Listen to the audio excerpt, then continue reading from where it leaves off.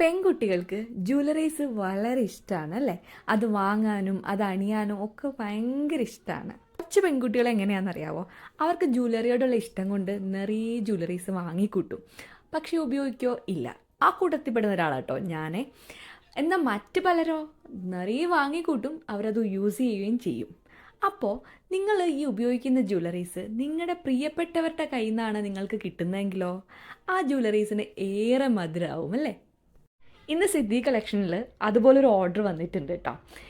ഒരാൾ എനിക്ക് മെസ്സേജ് അയച്ചിട്ട് പറഞ്ഞു, എനിക്കൊരു മാല വേണം, പക്ഷേ എനിക്കല്ല, എൻ്റെ ഫ്രണ്ടിന് ഗിഫ്റ്റ് ചെയ്യാനാണെന്ന്.